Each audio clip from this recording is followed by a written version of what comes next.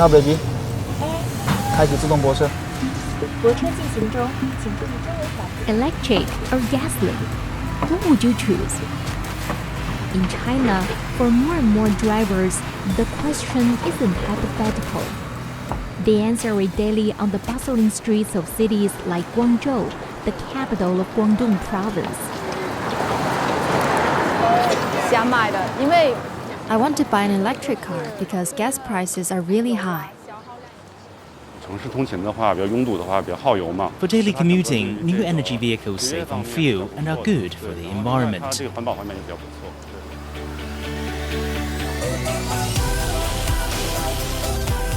In Guangzhou, nearly every taxi you flag down is electric.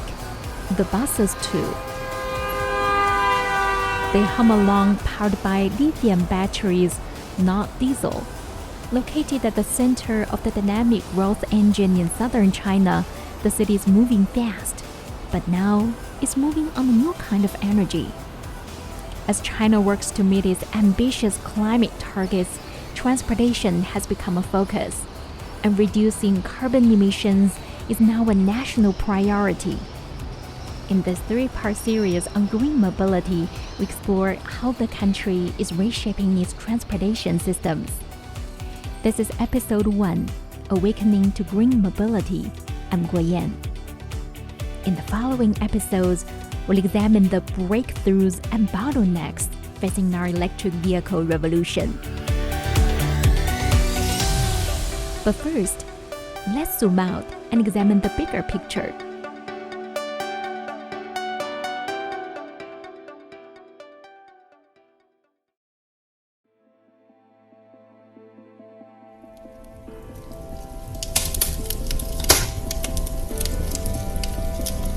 Carbon dioxide emissions, mainly from burning fossil fuels, are the major driver of global climate change.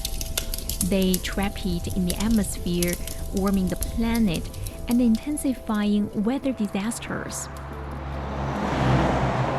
According to the International Energy Agency, the transport sector is responsible for 23% of global carbon dioxide emissions in 2022, while in China, official figures put that share at just over 10%.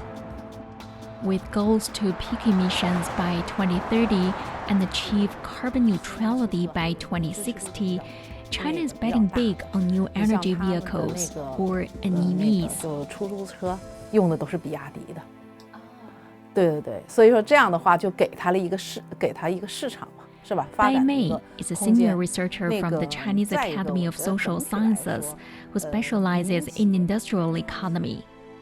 只要不是用油烧的。 New energy vehicle, or NEV, refers to any car that doesn't rely on gasoline. That includes pure electric cars, hybrids, and hydrogen-powered vehicles. But an EV usually means just a battery-powered car. 对，我们所以范围会更广一点。然后我比较了一下这 EVs, pure electric vehicles, are racing ahead for the moment. Data released by China's Ministry of Public Security showed that as of the end of 2023, China had 15.5 million registered electric vehicles, making up 76% of the NEV total. 电动汽车关键是电池的技术创新。 One key reason electric vehicles have pulled ahead is the breakthrough in battery technology. Thanks to improvements in lithium-ion batteries, the safety and charging speed of EVs have improved significantly, while costs have dropped.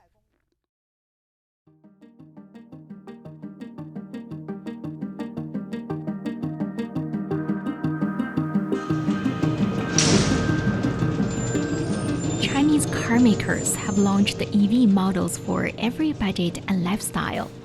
Battery costs are also dropping, making these vehicles more affordable than ever. 碳和陶瓷，印象有门。 We visited some of China's top manufacturers in Guangdong, as 1 in every 4 NEVs in the country is made in the province.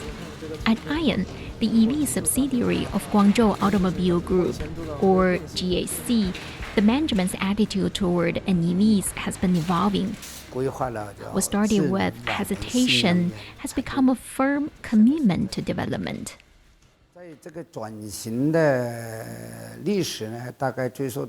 The shift to develop EVs really began around 2015. We started planning the transition at the time because the Chinese government was encouraging the development of new energy vehicles. We believed it was going to be a major trend. But back then, the concept of NEVs was still unclear. Gu Huinan is the general manager of ION. As technology matured and government support intensified, the company gradually increased its investment in research and development. Gu said the consumer market also responded more positively, boosting the company's confidence even further. Back in 2015, China had around 583,000 NEVs on the road. According to China's Ministry of Public Security, that number has skyrocketed to 31 million by the end of 2024.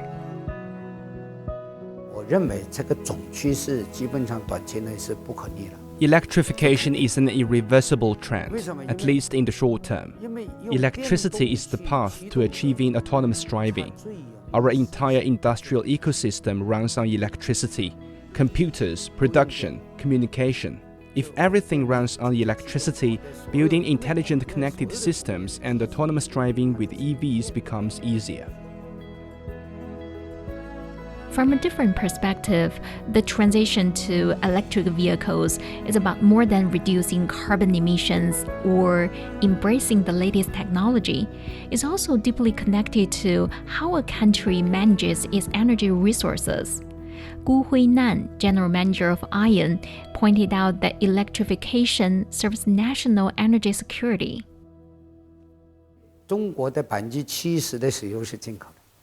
China imports about 70% of its oil. If we increase the share of new energy in the energy mix, we can reduce oil imports. That's why developing NEVs is crucial for China's energy security.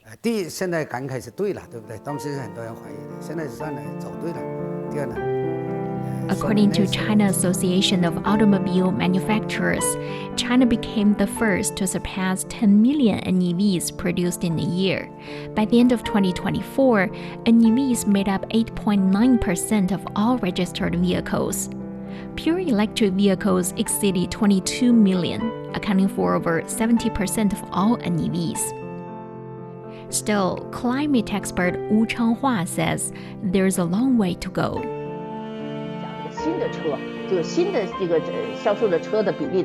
While the share of new car sales that are new energy vehicles is already very high in China, the overall picture on the road tells a different story.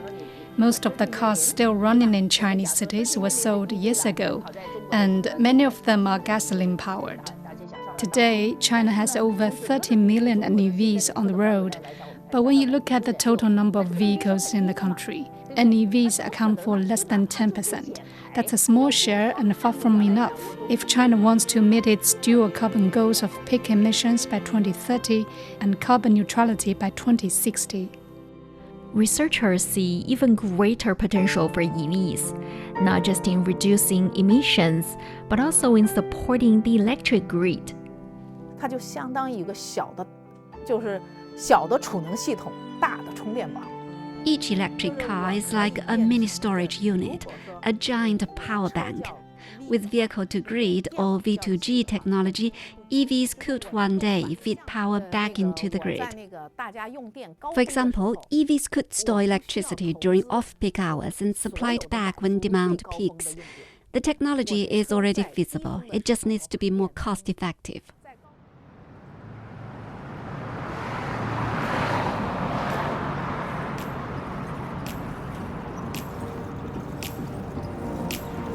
As the industry accelerates toward a greener future, some of China's most innovative companies are leading the way, not just in electrification, but also in building the future of mobility. To get a better understanding of EV trends, we visited XPeng Motors, a leading EV startup headquartered in Guangzhou. Known for its focus on intelligent driving and next-generation technologies, XPeng is pushing the boundaries of electric vehicle capabilities.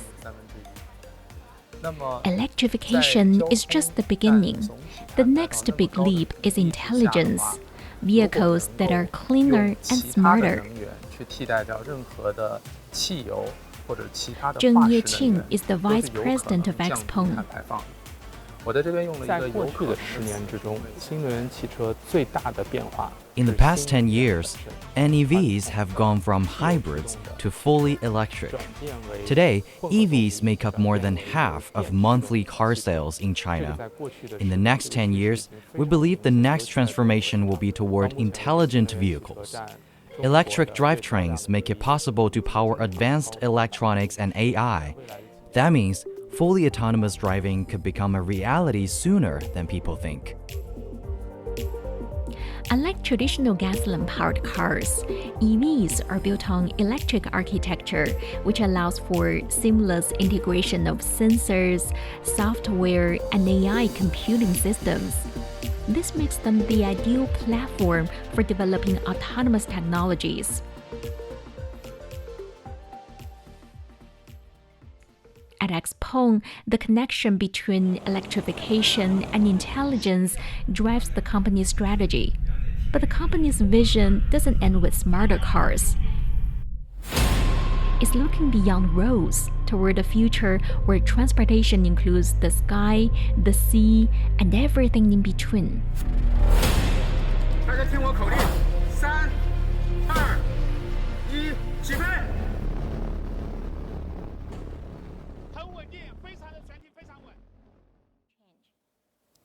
Well, first of all, I think EV is a very important part of the climate Brian Gu, change vice agenda. chairman of XPeng Motors, believes electrification is the first step in a broader mobility revolution. We think in the future, first of all, the world will become more electric because I think it's one of the most efficient energy formats to use across transportation solutions. Secondly is that human transportation is not limited to two-dimensional road travel.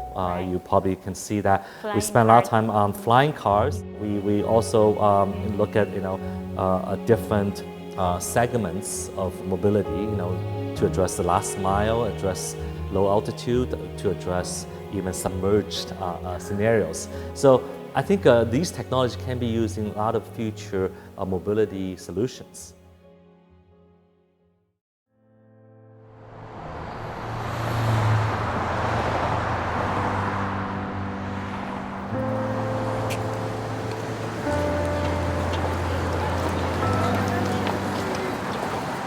In Guangzhou, we see this shift happening in real time.